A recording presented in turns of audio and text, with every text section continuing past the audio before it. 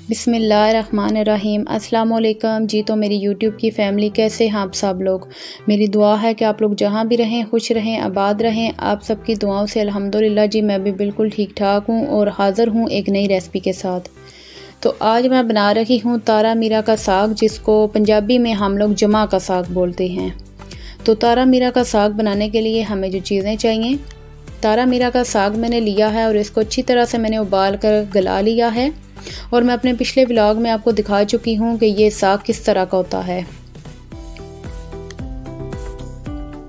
इसके अलावा मैंने लस्सी ली है, तो जितनी मेरे पास लस्सी थी उसी हिसाब से मैंने साग भी लिया है।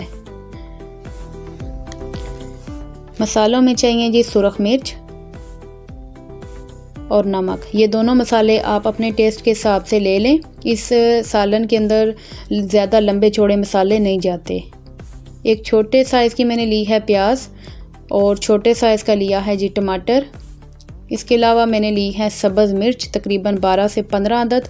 ये कड़वी नहीं है, आपकी कड़वी हो तो कम ले लें। और तड़का लगाने के लिए लिया है लहसुन, जिसको मैंने बारीक कूट लिया है।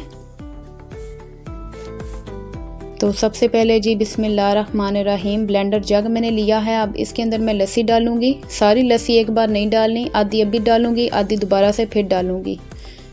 2 बार करके मैं साग को ग्राइंड करूंगी ताकि ये अच्छी तरह से ग्राइंड हो जाए आसानी के साथ। तो लस्सी डाली, अब लस्सी में मैं आधा साग डालूंगी। साथ ही मैं डाल दूंगी जी नमक, सुरख मिर्च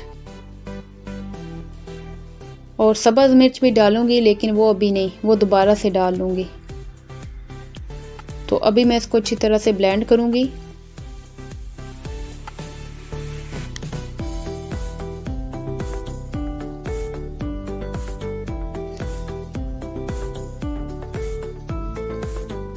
तो ये ब्लेंड हो गया है, इसको मैं एक बर्तन के अंदर निकाल लूँगी। और जो बाकी का साग रह गया है उसको भी इसी तरह से लस्सी डालकर अच्छी तरह से ग्राइंड कर लूँगी। और साथ ही मैं इसमें डाल दूँगी जी सब्ज़ मिर्च, ताकि वो भी अच्छी तरह से ग्राइंड हो जाएं।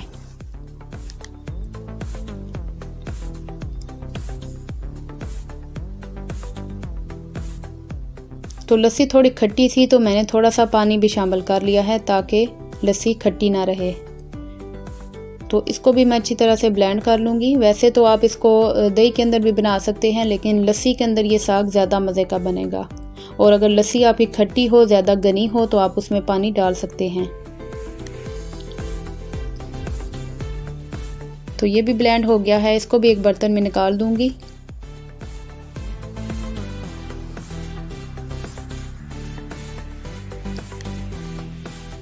अब इसको एक बार मैं अच्छी तरह से मिक्स कर दूंगी ताकि सब्ज़ मिर्चें हमने बाद में ग्राइंड की हैं तो वो भी पूरे साग के अंदर अच्छी तरह से हल हो जाएं।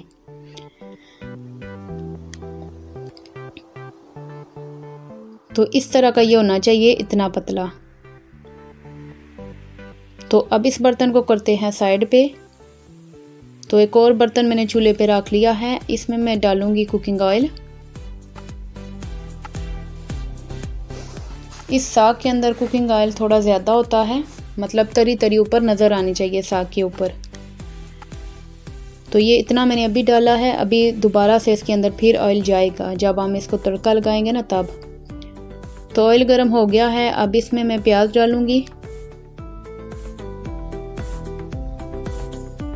जब तक प्याज का कलर चेंज होता है तब तक इसी तरह इसको फ्राई करना है।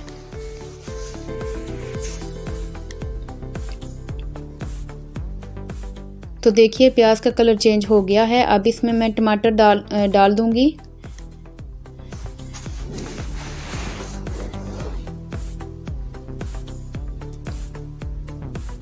और इस साग को अगर बनाना हो तो मसाले को लंबा चौड़ा करके भूनने की ज़रूरत नहीं है।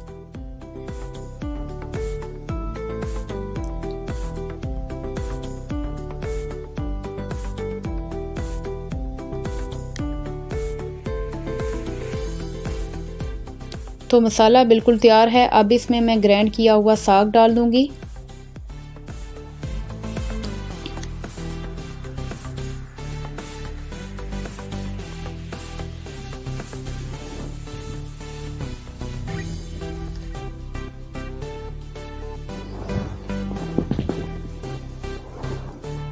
तो अब मैं इसको कवर कर दूंगी और उसके बाद फिर आपको दिखाती हूँ।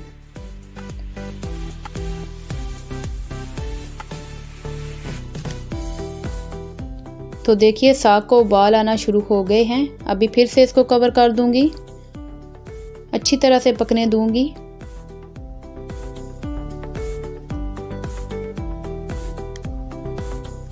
तो ये देखिए जी साग को अच्छी तरह से उबाल आ रहे हैं। इसको फिर से कवर कर दूंगी। जब तक साग बनता है तब तक हम दूसरे स्टेप की तरफ चलते हैं।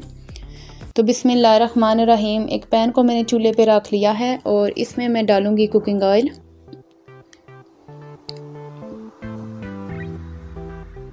ऑयल को अच्छी तरह से गर्म करना है। उसके बाद मैं इसमें डालूंगी कुटा हुआ लहसुन,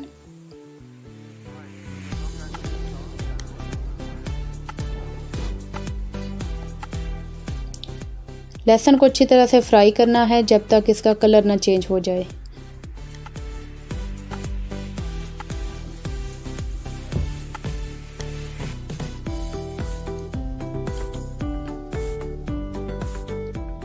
साथ साथ इसको हिलाते रहना है ताकि जले ना और ये बराबर फ्राई होता रहे।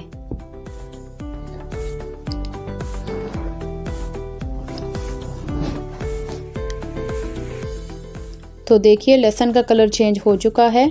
अब इसको मैं उठाकर साग के अंदर डाल दूंगी। तो ये देखिए जी, अब इसको मैं इस तरह से तड़का लगा दूंगी।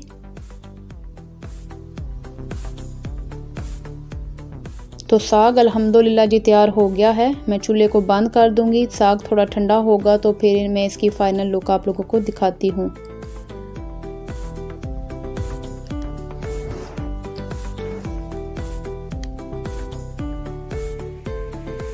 उम्मीद करती हूँ आप लोगों को मेरी आज की रेसिपी अच्छी लगी होगी। मेरी वीडियो को लाइक कीजिए, कमेंट कीजिए और दोस्तों के साथ ज़रूर शेयर कीजिए। और अगर आप मेरे चैनल पर नए हैं तो चैनल को ज़रूर सब्सक्राइब कीजिए। दुआओं में याद रखिएगा। इंशाल्लाह फिर मिलूँगी एक नई वीडियो में, एक नई रेसिपी में, एक नए व्लॉग में। तब तक के लिए आप अपना और अपने प्यारों का बहुत सा ख्याल रखिएगा। अल्लाह हाफिज़।